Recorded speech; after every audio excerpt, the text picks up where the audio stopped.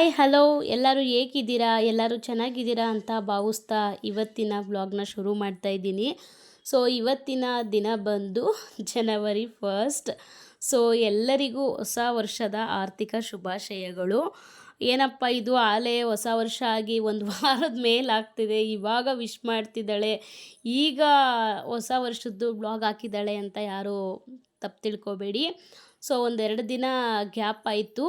Continuous ಆಗಿ blog ಹಾಕ್ತೀನಿ ಅಂತ ನಾನೊಂದು ಚಾಲೆಂಜ್ ಮಾಡಿರೋದ್ರಿಂದ ಮಧ್ಯದಲ್ಲಿ ಒಂದು 2 ಬ್ಲಾಗು ಬೇರೆ ರೀತಿಯೇ ಬಂತು ಅಂತ ಹೇಳ್ಬೋದು. ಒಂದು ಸಾಂಬಾರು ಪುಡಿದು ಮತ್ತು ಇನ್ನೊಂದು ವರಮಹಾಲಕ್ಷ್ಮಿ ಹಬ್ಬಕ್ಕೆ ಮುಖವಾಡ ಹೇಗೆ ರೆಡಿ ಮಾಡೋದು ಅಂತ ಹೇಳ್ಬಿಟ್ಟು ಒಂದು 2 ವೀಡಿಯೋ ಇತ್ತು. ಸೊ ಅದನ್ನು ಅಪ್ಲೋಡ್ ಮಾಡಿಕೊಂಡೆ. ಸೊ ಇನ್ನು ಕಂಟಿನ್ಯೂಸ್ ಆಗಿ ವೀಡಿಯೋಗಳು ಬರ್ತಾ ಇರುತ್ತೆ, ವ್ಲಾಗೇ ಜಾಸ್ತಿ ಬರ್ತಾ ಇರುತ್ತೆ ಅಂತ ಹೇಳ್ತಾ ನಾನು ಇವತ್ತಿನ ವೀಡಿಯೋನ ಶುರು ಮಾಡ್ತಾ ಇದ್ದೀನಿ. ಸೊ ಯಾರೂ ತಪ್ಪು ತಿಳ್ಕೊಬೇಡಿ, ಹೊಸ ವರ್ಷದ್ದು ವೀಡಿಯೋ ಅಂತ ಹೇಳಿದ್ರೆ ಅವತ್ತಿನ ವೀಡಿಯೋ ಅವತ್ತೇ ಹಾಕೋಕ್ಕಾಗಲ್ಲ ಅಲ್ವಾ. ಸೊ ಒಂದು 2ರಿಂದ 3 ದಿನನಾದರೂ ಬೇಕಾಗುತ್ತೆ. ಎಕ್ಸ್ಟ್ರಾ ಒಂದು 3 to 4 ಡೇಸ್ ತೊಗೊಂಡಿದ್ದೀನಿ ಅಷ್ಟೇನೆ.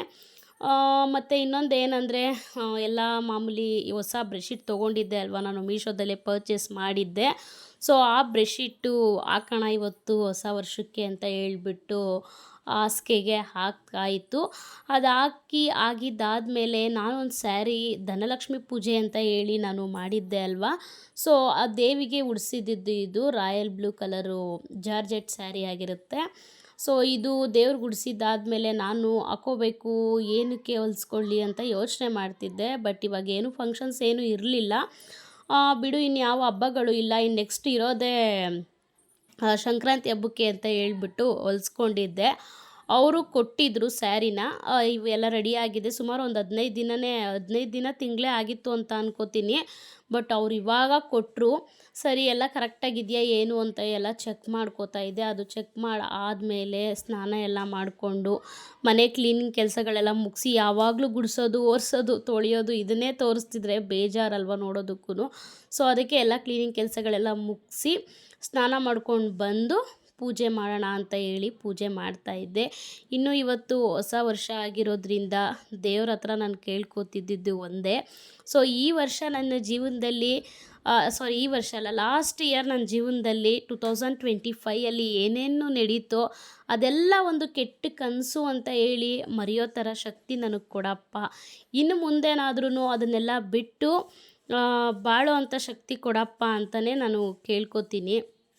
ತುಂಬ ಅಂದರೆ ನಾನು ಇಷ್ಟು ವರ್ಷಗಳಲ್ಲಿ ನನಗೆ 2025 ತುಂಬಾ ನೋವು ಕೊಡ್ತು ಅಂತಲೇ ಹೇಳ್ಬೋದು. ಅಷ್ಟು ನೋವು ತಿಂದಿದ್ದೀನಿ ಆ ವರ್ಷ. ಬಟ್ ಆ ನೋವು ಮತ್ತೆ ನನಗೆ ಬರದೇ ಇರಲಿ ಅನ್ನೋದು ಮಾತ್ರ ನಾನು ದೇವ್ರ ಹತ್ರ ಕೇಳ್ಕೊತೀನಿ.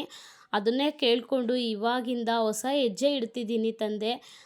ಯಾವತ್ತೂ ನನ್ನ ಜೊತೇಲಿ ನೀವು ಇದ್ದೀರಾ ಅಂತ ನಂಬಿ ನಾನು ಹೆಜ್ಜೆ ಇಡ್ತಾ ಇದ್ದೀನಿ. ನನ್ನ ಜೊತೇಲಿ ನೀವು ನಿಂತು ನನಗೆ ನಡೆಸಿ ಅಂತ ಕೇಳ್ಕೊತಾ ಇದ್ದೀನಿ ಅಂತ ಹೇಳಿ ಪೂಜೆ ಎಲ್ಲ ಮುಗಿಸ್ಕೊಂಡೆ. ಇನ್ನು ಹೊಸ ಸ್ಟಾಕ್ ಅಪ್ಡೇಟ್ ಕೊಡಬೇಕಾಗಿತ್ತಲ್ವ, ಸೊ ಅದಕ್ಕೋಸ್ಕರ ಎಲ್ಲ ಇಟ್ಟು ಅದು ಕೂಡ ಪೂಜೆ ಮಾಡಿಕೊಂಡು ಮುಗಿಸ್ಕೋತಾ ಇದ್ದೆ.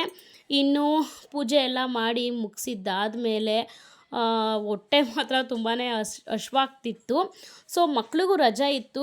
ನೀವು ಕೇಳ್ಬೋದು ಎಲ್ಲಿ ಮಕ್ಕಳೇ ಕಾಣಿಸ್ತಿಲ್ಲ ಅಂತ ಹೇಳ್ಬಿಟ್ಟು.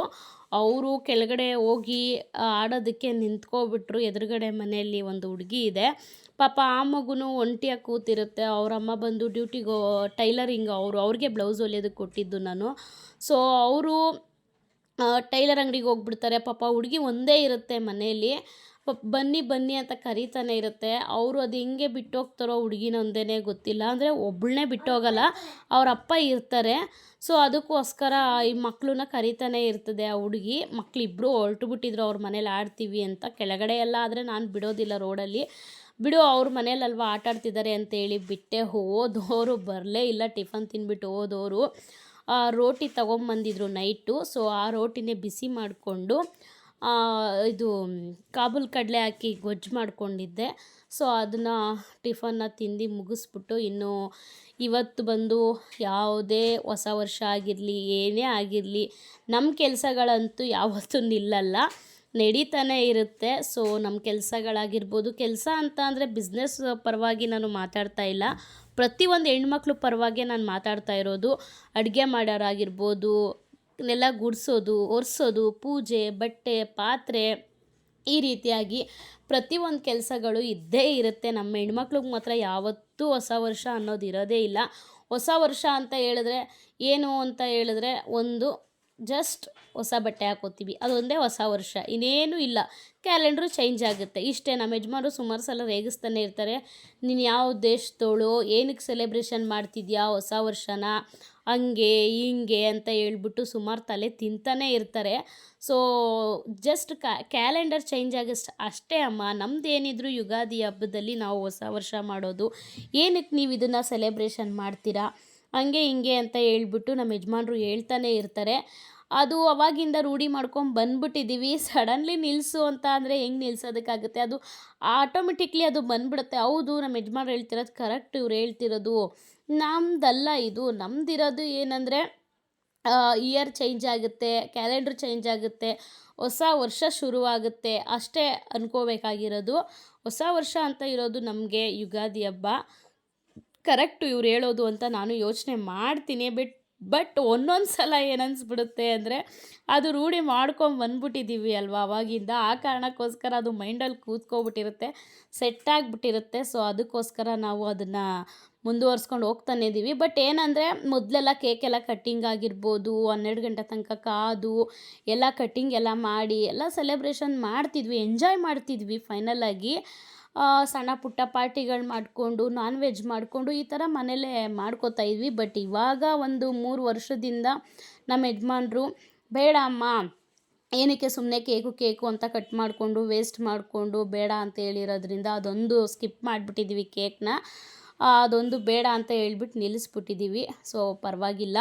ನಾನಿವಾಗ ವೇರ್ ಮಾಡಿರೋ ಡ್ರೆಸ್ ಬಂದು ಅದು ಹೊಸದೇ, ಲೆಗಿನ್ಸು ಕೂಡ ಹೊಸದೇ. ನಂದು ಲೆಗಿನ್ಸ್ ವೈಟ್ ಕಲರು ಯಾವುದೋ ಬಣ್ಣ ಆಗಿಬಿಟ್ಟು ಪೂರ್ತಿ ಯೆಲ್ಲೋ ಕಲರ್ ಆಗಿಬಿಟ್ಟಿದೆ, ವೈಟ್ ಕಲರ್ ಹೋಗಿ ಅಲ್ಲೇ ವೈಟ್ ಲೆಗಿನ್ಸೇ ಇರಲಿಲ್ಲ. ಸೊ ಹೊಸ ಬಟ್ಟೆ ಹಾಕೊಳ್ಳೋಣ ಅಂತ ಹೇಳ್ಬಿಟ್ಟು ನಾನು ಹೊಸ ಡ್ರೆಸ್ ಹಾಕ್ಕೊಂಡು ಪೂಜೆ ಮಾಡಿ ನನ್ನ ಕೆಲಸಗಳನ್ನೆಲ್ಲ ಮಾಡ್ತಾಯಿದ್ದೆ. ಇನ್ನು ಮಕ್ಕಳಂತೂ ಸ್ನಾನನೂ ಮಾಡೋದಕ್ಕೆ ಬರಲಿಲ್ಲ, ಅವರು ಬರಲೇ ಇಲ್ಲ. ಆಲ್ಮೋಸ್ಟ್ ಮನೆಗೆ ಮಧ್ಯಾಹ್ನ ಊಟಕ್ಕೂ ಬಂದಿಲ್ಲ, ಎದುರುಗಡೆ ಮನೆಯಲ್ಲೇ ಊಟ ಮಾಡ್ಕೊಂಡಿದ್ದಾರೆ. ಬೆಳಿಗ್ಗೆ ಟಿಫನ್ ತಿಂದು ಹೋದವರು ಅವರು ಈ ರೀತಿ ಮಾಡಿಕೊಂಡು ಕತೆನ ಕೂತಿದ್ದಾರೆ.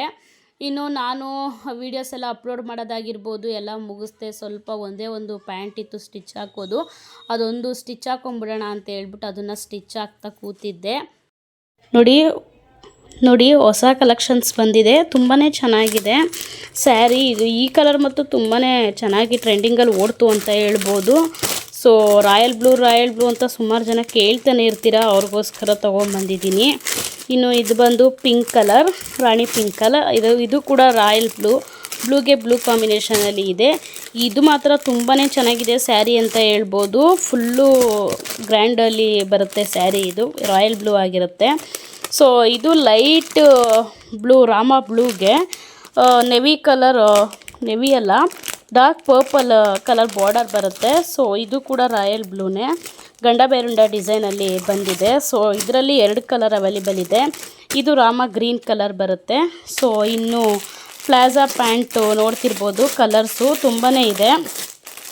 ನಿಮ್ಗೆ ಯಾರಿಗಾದ್ರೂ ಬೇಕಿದ್ದರೆ ನನಗೆ ಸ್ಕ್ರೀನ್ ಮೇಲೆ ಕಾಣಿಸ್ತಾ ಇದ್ದೀನಿ ಅಲ್ವಾ, ಆ ನಂಬರ್ಗೆ ನನಗೆ ವಾಟ್ಸಪ್ ಮಾಡಿ ಸ್ಕ್ರೀನ್ಶಾಟ್ ತೆಗೆದು ನಾನು ಪ್ರೈಸಸ್ ಎಲ್ಲ ಅಲ್ಲಿ ಮೆನ್ಷನ್ ಮಾಡ್ತೀನಿ.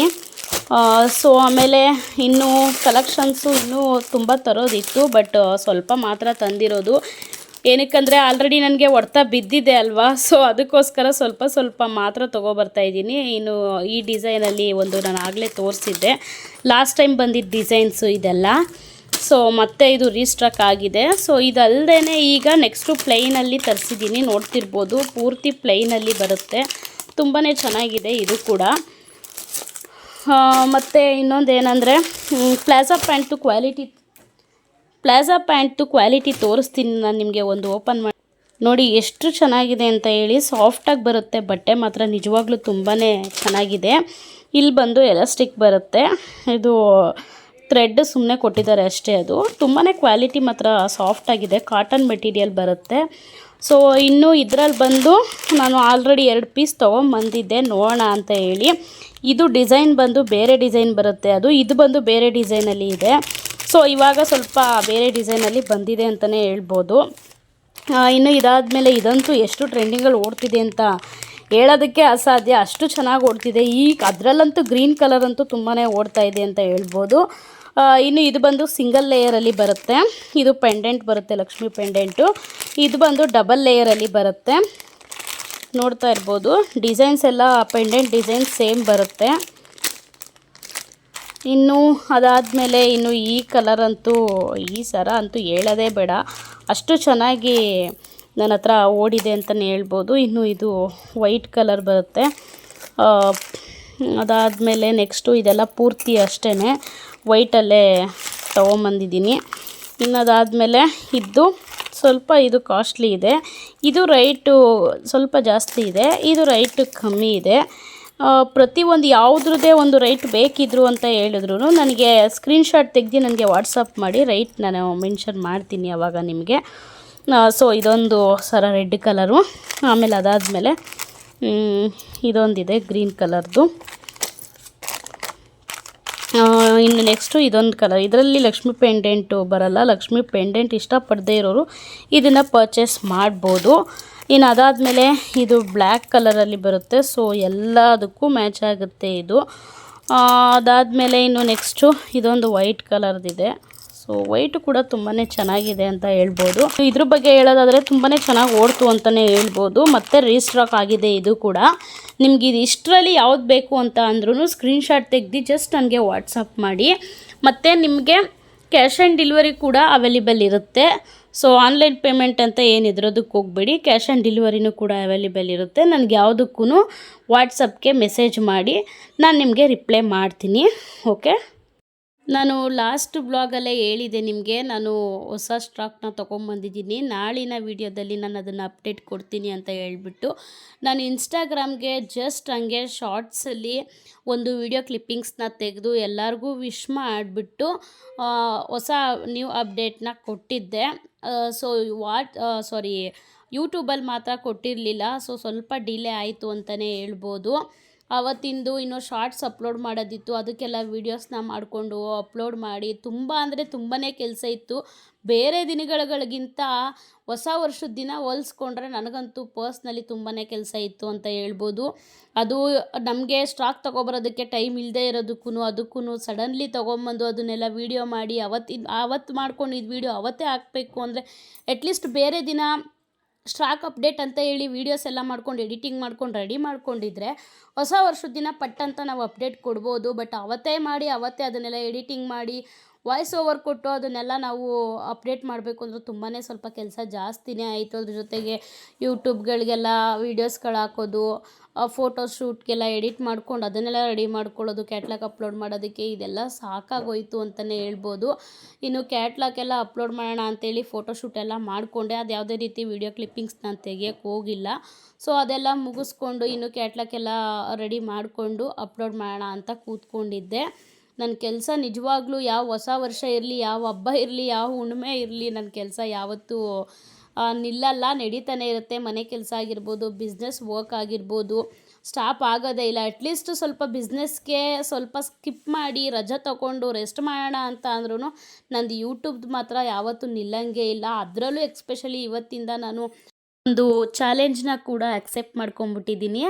ನಾನು ಇಡೀ ವರ್ಷ 365 ದಿನಗಳ ಕಾಲನೂ ಕೂಡ ಒಂದು ದಿನವೂ ಸ್ಕಿಪ್ ಮಾಡ್ದೇ ವೀಡಿಯೋಸ್ನ ಹಾಕ್ತಾಯಿರ್ತೀನಿ ಅಂತ ಹೇಳ್ಬಿಟ್ಟು ಎಲ್ಲ ಥರದ ವೀಡಿಯೋಸ್ಗಳನ್ನ ಕೂಡ ನಾನು ಹಾಕ್ತೀನಿ. ಇನ್ಫಾರ್ಮೇಷನ್ ವೀಡಿಯೋ ಆಗಿರ್ಬೋದು, ಬಿಸ್ನೆಸ್ ಪರ್ಪಸ್ಗಿರ್ಬೋದು, ವ್ಲಾಗ್ ಆಗಿರ್ಬೋದು, ಇಲ್ಲ ಟೂರಿಸಮ್ ಥರ, ಈ ರೀತಿಯಾಗಿ ಎಲ್ಲ ಥರ ನಾನು ಒಂದು ವೀಡಿಯೋನ ಮಾಡ್ತಾಯಿದ್ದೀನಿ.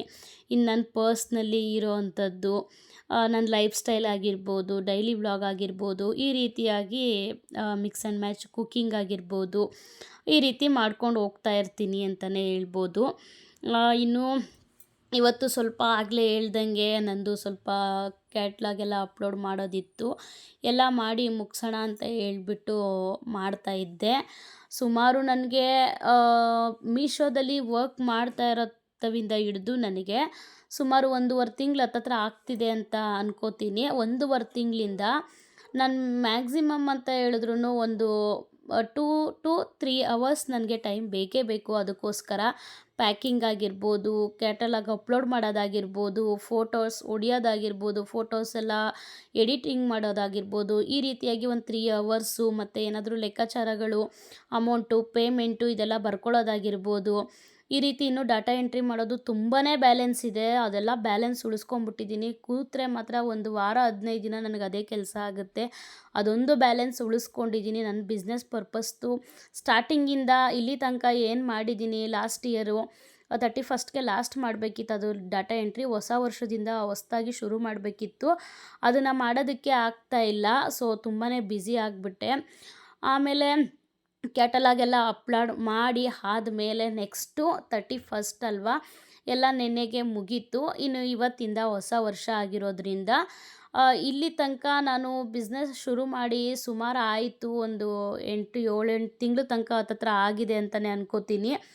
ಬಟ್ ಅಲ್ಲಿಂದ ಇಲ್ಲಿವರೆಗೂ ಲಾಸು, ಲಾಭ, ನಷ್ಟ, ಈ ರೀತಿಯಾಗಿ ನಾನು ಎಷ್ಟು ಪಡ್ಕೊಂಡಿದ್ದೀನಿ, ಎಷ್ಟು ಕಳ್ಕೊಂಡಿದ್ದೀನಿ, ಎಷ್ಟು ಅದರಿಂದ ನನಗೆ ಅದೇ ಆಗಲೇ ಹೇಳ್ದಂಗೆ ಲಾಭ ನಷ್ಟ, ಆ ರೀತಿಯಾಗಿ ಎಲ್ಲ ಕಂಪ್ಲೀಟ್ ಪೇಮೆಂಟ್ದು ನಾನು ಬರಿಬೇಕಿತ್ತು. ಸೊ ನಾನು ಇನ್ವೆಸ್ಟ್ ಮಾಡಿರೋದು, ಎಷ್ಟು ತೆಗ್ದಿದ್ದೀನಿ, ಈ ರೀತಿಯಾಗಿ ಪೂರ್ತಿ ಅದರದ್ದು ಡೀಟೇಲ್ ಎಲ್ಲ ಬರೆದು ರೆಡಿ ಮಾಡಿ ಡೈಲಿ ಅಪ್ಡೇಟ್ ನಾನು ಮಾಡ್ಕೋತಾ ಇದ್ದೆ. ಒಂದು ನೋಟ್ಬುಕ್ಕಲ್ಲಿ ನಾನೆಲ್ಲ ಬರೆದಿಟ್ಕೋತಿದ್ದೆ. ಇದೊಂದು ಸ್ವಂತ ಸಣ್ಣ ಪುಟ್ಟ ಬಿಸ್ನೆಸ್ ಮಾಡ್ತಿರೋರು ಇದೊಂದು ರೂಢಿ ಮಾಡ್ಕೊಳ್ಳಿ. ಬಟ್ ತುಂಬಾ ಇದು ಯೂಸ್ಫುಲ್ ಆಗುತ್ತೆ ಅಂತ ಹೇಳೋದಕ್ಕೆ ಇಷ್ಟಪಡ್ತೀನಿ. ನಂತರನೇ ಮಾಡ್ತಿರೋರಿಗೆ ಮಾತ್ರ ನಾನು ಹೇಳ್ತಾ ಇರೋದು. ನಾನು ಇವಾಗಲೇ ಅಂತಲ್ಲ, ನಾನು ಸಣ್ಣ ಪುಟ್ಟ ಮನೆ ವ್ಯವಹಾರ ಮಾಡಬೇಕಿದ್ರು ಅಷ್ಟೇನೆ ನಾನು ಒಂದು ಲೆಕ್ಕಾಚಾರ ಅಂತ ಇಟ್ಕೊಂಡಿರ್ತೀನಿ. ಆವಾಗ ಒಂದು ನಮಗೆ ಮೈಂಡಲ್ಲಿ ಸೆಟ್ಟಾಗಿರುತ್ತೆ. ಸೊ ನನ್ನ ಬಿಸ್ನೆಸ್ಗೆ ಅಂತ ಬಂದಾಗಲೂ ಕೂಡ ಈಗಲೂ ಕೂಡ ನಾನು ಅದನ್ನು ಬಿಟ್ಟಿಲ್ಲ. ಸೊ ಸಣ್ಣದೇ ಆಗಲಿ ದೊಡ್ಡದೇ ಆಗಲಿ ಒಂದು ಲೆಕ್ಕಾಚಾರ ಅನ್ನೋದು ಇರಲೇಬೇಕಲ್ವ, ಇಲ್ಲಾಂದರೆ ಲಾಭ ನಷ್ಟ ಗೊತ್ತಾಗೋದಿಲ್ಲ ನಮಗೆ. ಸೊ ಅದಕ್ಕೋಸ್ಕರ ಎಲ್ಲ ಕಂಪ್ಲೀಟ್ ಮುಗಿಸ್ಬಿಡೋಣ ಲಾಸ್ಟ್ ಇಯರ್ದು. ಇವಾಗಿಂದ ಹೊಸ ವರ್ಷ ಶುರು ಆಗುತ್ತೆ. ಸೊ ಹೊಸ ಲೆಕ್ಕನ ಇಟ್ಕೊಳ್ಳೋಣ ಅನ್ನೋದು ಕಾರಣಕ್ಕೋಸ್ಕರ ಪೂರ್ತಿ ಎಲ್ಲ ಬರೆದು ಎಲ್ಲ ಕಂಪ್ಲೀಟಾಗಿ ಮುಗಿಸ್ಬಿಡೋಣ ಅನ್ನೋ ಕಾರಣಕ್ಕೋಸ್ಕರ ಎಲ್ಲ ಕಂಪ್ಲೀಟ್ ಮಾಡ್ತಿದ್ದೆ. ಸೊ ನನಗೆ ಯಾವಾಗ ಸ್ಟಾರ್ಟ್ ಮಾಡಿ 7-8 ತಿಂಗಳೇ ಆಗಿದೆ ನನ್ನ ಬಿಸ್ನೆಸ್ ಸ್ಟಾರ್ಟ್ ಮಾಡಿ. ಬಟ್ ಅದನ್ನು ಸಪ್ರೇಟಾಗಿ ಲೆಕ್ಕ ಹಾಕಿ ಈಗ 1.5 ತಿಂಗಳಿಂದ ಮೀಶೋದಲ್ಲಿ ವರ್ಕ್ ಮಾಡ್ತಾ ಇದ್ದೀನಲ್ವ, ಅದನ್ನು ಸಪ್ರೇಟಾಗಿ ಲೆಕ್ಕ ಹಾಕಿ ಎಲ್ಲ ಕೌಂಟಿಂಗ್ ಮಾಡಿ ಮುಗಿಸೋಷ್ಟೊತ್ತಿಗೆ ನನಗೆ ನಿಜವಾಗ್ಲೂ ಹೇಳ್ತೀನಿ. ಇನ್ನೊಂದೇನೆಂದರೆ ಸದ್ಯ ಮಕ್ಕಳು ಇರಲಿಲ್ಲ. ಮಕ್ಕಳೇನಾದರೂ ಇದ್ಬಿಟ್ಟಿದ್ದರೆ ಮನೇಲಿ ಅವ್ರು ಕಿರ್ಚಾಡ್ಕೊಂಡು ನನಗೆ ಕನ್ಫ್ಯೂಸ್ ಆಗಿ ಲೆಕ್ಕ ಬರೆಯೋದಕ್ಕೆ ಸ್ವಲ್ಪ ಪ್ರಾಬ್ಲಮ್ ಆಗ್ತಿತ್ತು. ಬಟ್ ಮಕ್ಕಳು ಇಲ್ಲದೇ ಇರೋ ಕಾರಣದಿಂದ ನಿಧಾನಕ್ಕೆ ಕೂತ್ಕೊಂಡು ಪರವಾಗಿಲ್ಲ, ಲೇಟಾದರೂ ಪರವಾಗಿಲ್ಲ ಅಂತ ಹೇಳ್ಬಿಟ್ಟು ನಿಧಾನಕ್ಕೆ ಮಾಡ್ತಿದ್ದೆ ಅಂತಲೇ ಹೇಳ್ಬೋದು. ಇನ್ನು ಅದನ್ನೆಲ್ಲ ಮುಗಿಸ್ಕೊಂಡು ಸ್ವಲ್ಪ ಪ್ಯಾಕಿಂಗ್ ಎಲ್ಲ ಇತ್ತು. ಸೊ ಪ್ಯಾಕಿಂಗ್ ಎಲ್ಲ ಮುಗಿಸ್ಕೊಳ್ಳೋಣ ಅಂತ ಹೇಳ್ಬಿಟ್ಟು ಎಲ್ಲ ಪ್ಯಾಕಿಂಗ್ ಎಲ್ಲ ಮಾಡ್ಕೋತಾ ಇದ್ದೆ. ಆಮೇಲೆ ನೆಕ್ಸ್ಟು ಇನ್ನೇನಂದರೆ ಇವತ್ತು ಹೊಸ ವರ್ಷ, ಏನಾದರೂ ಒಂದು ಸ್ಪೆಷಲ್ ಮಾಡೋಣ, ಅಟ್ಲೀಸ್ಟ್ ಜಾಮೂನಾದರೂ ಮಾಡೋಣ ಅಂತ ಅಂದ್ಕೊಂಡೆ. ಬಟ್ ಏನಂದರೆ ಏನೂ ಮಾಡೋದಕ್ಕಾಗಲಿಲ್ಲ. ಅದೇ ಆಗಲೇ ಹೇಳಿದ್ನಲ್ಲ, ತುಂಬಾ ಸ್ವಲ್ಪ ಇದಾಗೋಯಿತು. ಎಲ್ಲ ನಾನು ಒಂದು ಕಡೆಯಿಂದ ಬರೆದು ಮಾಡಿ ಮುಗಿಸಿ ಪೂಜೆ ವಾರ ಹೊಸ ವರ್ಷ ಆಗಿರೋದ್ರಿಂದ ಎಲ್ಲ ಕ್ಲೀನಿಂಗ್ ಕೆಲಸಗಳೆಲ್ಲ ಮುಗಿಸಿ ಎಲ್ಲ ಮಾಡೋಷ್ಟೊತ್ತಿಗೆ ನನಗೆ ಅಷ್ಟೊತ್ತಾಯಿತು. ಅದ್ರ ಜೊತೆಗೆ ಅದೆಲ್ಲ ಆದಮೇಲೆ ಪ್ಯಾಕಿಂಗ್ ಎಲ್ಲ ಮುಗಿಸಿ ಎಲ್ಲ ಆದಮೇಲೆ ನೆಕ್ಸ್ಟು ಇನ್ನೊಂದೇನೆಂದರೆ, ಇದು ನಾನು ವುಡ್ದು ಮನಿ ಸೇವಿಂಗ್ಸ್ದು ಒಂದು ಮೀಶೋದಲ್ಲೇ ತರಿಸಿದ್ದೆ ಕಾಂಬೋ ಆಫರಲ್ಲಿ. ಬಟ್ ಇವಾಗ ಸದ್ಯಕ್ಕೆ ಒಂದನ್ನು ಮಾತ್ರ ಯೂಸ್ ಮಾಡ್ತಾಯಿದ್ದೀನಿ. ಹೊಸ ವರ್ಷ ಅಲ್ವಾ, ಸೊ ಇವಾಗಿಂದ ನೆಕ್ಸ್ಟ್ ಇಯರ್ ತನಕ ನನಗೆ ಎಷ್ಟು ಸಂಪಾದನೆ ಆಗುತ್ತೆ ಅಂತ ಅನ್ನೋದೊಂದು ಸಂಪಾದನೆ ಅಂತ ಅಲ್ಲ, ಎಷ್ಟು ಸೇವಿಂಗ್ಸ್ ಆಗುತ್ತೆ ನೋಡೋಣ, ಚೆಕ್ ಮಾಡೋಣ ಇದು ಒಂದು ಅಂತ ಹೇಳ್ಬಿಟ್ಟು ಇವತ್ತಿಂದ ಇದು ಒಂದು ಸ್ಟಾರ್ಟ್ ಮಾಡಿದ್ದೀನಿ. ಸದ್ಯಕ್ಕೆ ಇವತ್ತು 100 ಹಾಕಿದ್ದೀನಿ ಅಷ್ಟೇ. ಅದು ಹಾಕಿದ ತಕ್ಷಣ ಇಲ್ಲಿ ಮಾರ್ಕ್ ಮಾಡ್ಕೋಬೇಕು. ಅದೇ ರೀತಿ ನಾನು ಮಾರ್ಕ್ ಮಾಡಿದ್ದೀನಿ. ಇನ್ನು ಮಾರ್ಕ್ ಎಲ್ಲ ಮಾಡಾದಮೇಲೆ ತೆಗೆದು ಅದನ್ನು ಇಟ್ಬಿಟ್ಟು ನೋಡೋಣ ಎಷ್ಟು ಸೇವಿಂಗ್ಸ್ ಆಗುತ್ತೆ ಅಂತ ಹೇಳ್ಬಿಟ್ಟು. ಇದೊಂದು ಚಾಲೆಂಜಿಂಗ್ ಅಂತಲೇ ಹೇಳ್ಬೋದು ಈ ವರ್ಷದಿಂದ. ಸೊ ಯಾಕೋ ಸ್ವಲ್ಪ ಈ ವರ್ಕ್ ಪ್ರೆಷರ್ ಅದು ಇದು ಎಲ್ಲ ನೋಡಿ ಸ್ವಲ್ಪ ತಲೆ ನೋವ್ತಾಯಿತ್ತು ಇವತ್ತು ಲೈಟಾಗಿ. ಜಸ್ಟ್ ಹಂಗೇ ಮುಖ ಎಲ್ಲ ತೊಳ್ಕೊಂಡು ಪೂಜೆ ಎಲ್ಲ ಮಾಡಿಬಿಟ್ಟು ಒಂದು ಸ್ವಲ್ಪ ಹಾಲು ತರಿಸಿದ್ದೆ. ಇನ್ನು ಸ್ವಲ್ಪ ಸ್ನ್ಯಾಕ್ಸ್ಗೆ ಅಂತ ಹೇಳ್ಬಿಟ್ಟು ಉದ್ದಿನ ವಡೆ ಇತ್ತು ಮನೆಯಲ್ಲೇ, ಅದನ್ನು ತಿಂದ್ಕೊಂಡು ಕಾಫಿ ಕುಡಿದು ಇವತ್ತಿನ ದಿನನ ಇಲ್ಲಿಗೆ ಮುಗಿಸ್ದೆ ಅಂತಲೇ ಹೇಳ್ಬೋದು. ಆಮೇಲೆ ಮಕ್ಕಳು ಬಂದರು, ಇನ್ನು ಅವ್ರ ಜೊತೆ ಅದು ಇದು ಮಾತಾಡಿಕೊಂಡು ಆಟ ಆಡಿಕೊಂಡು ಕೂತ್ಕೊಳ್ಳೋದೇ ಆಯಿತು ಅಂತ ಹೇಳ್ಬೋದು.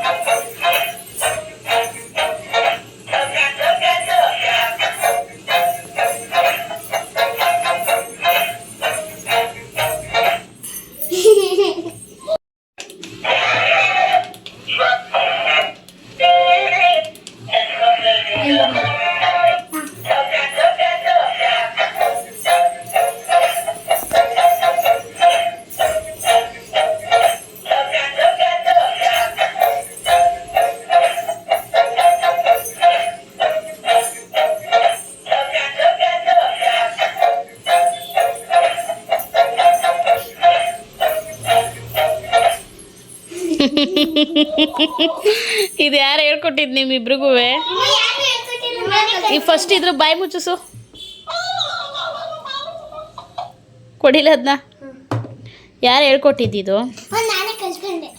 ನೀನೇ ಪ್ರಾಕ್ಟೀಸ್ ಮಾಡ್ದಾ? ನಿನಗೂ ಅವಳೇ ಹೇಳ್ಕೊಟ್ಲಾ?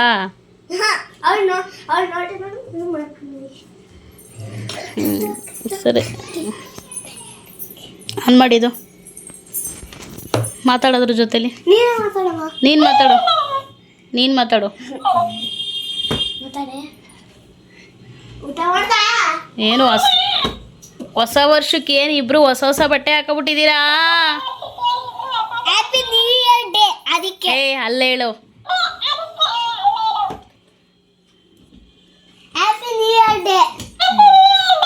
ಡೇ ಅಲ್ಲ, ಹ್ಯಾಪಿ ನ್ಯೂ ಇಯರ್ ಹೇಳು. Happy new year. ಇದೇನು ಸರಿಯಾಗಿ ಹೇಳ್ರಿ, ಅದು ಸರಿಯಾಗಿ ಹ್ಯಾಪಿ ನ್ಯೂ ಇಯರ್.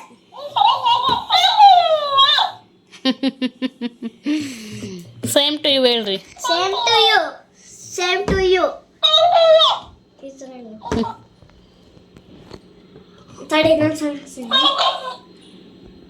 ಸೊ ಇವಾಗ ಇದನ್ನೊಂದು ತೊಗೊಂಬಂದ್ಬಿಟ್ಟಿದ್ದಾರೆ. ಇವರೇ ಒಂದು ಡ್ಯಾನ್ಸ್ ಪ್ರಾಕ್ಟೀಸ್ ಮಾಡಿ ಅದ್ರ ಮ್ಯೂಸಿಕ್ಕಿಂದ ಏನೋ ಒಂದು ಡ್ಯಾನ್ಸ್ನ ಕಂಡುಹಿಡ್ದಿದ್ದಾರೆ. ಅದೆಲ್ಲ ಆದಮೇಲೆ ಇನ್ನು ಲಾಸ್ಟು ಹೊಸ ವರ್ಷ ಬಿಗ್ ಬಾಸಲ್ಲಿ ಯಾವ ರೀತಿ ಆಚರಿಸ್ತಿದ್ರು ಅಂತ ಹೇಳ್ಬಿಟ್ಟು ನೋಡಿಕೊಂಡು ಟೈಮ್ ಪಾಸ್ ಮಾಡಿದ್ವಿ. ಸೊ ಇವತ್ತಿನ ವಿಡಿಯೋನ ನಾನು ಇಲ್ಲಿಗೆ ಎಂಡ್ ಮಾಡ್ತಾಯಿದ್ದೀನಿ. ನಿಮಗೇನಾದರೂ ನನ್ನ ವಿಡಿಯೋ ಇಷ್ಟ ಆಯಿತು ಅಂದರೆ ದಯವಿಟ್ಟು ಸಬ್ಸ್ಕ್ರೈಬ್ ಮಾಡ್ಕೊಂಡು ನೋಡಿ. ಮತ್ತೆ ನಾಳೆ ವಿಡಿಯೋದಲ್ಲಿ ಭೇಟಿ ಆಗೋಣ. Thank you for watching. Bye.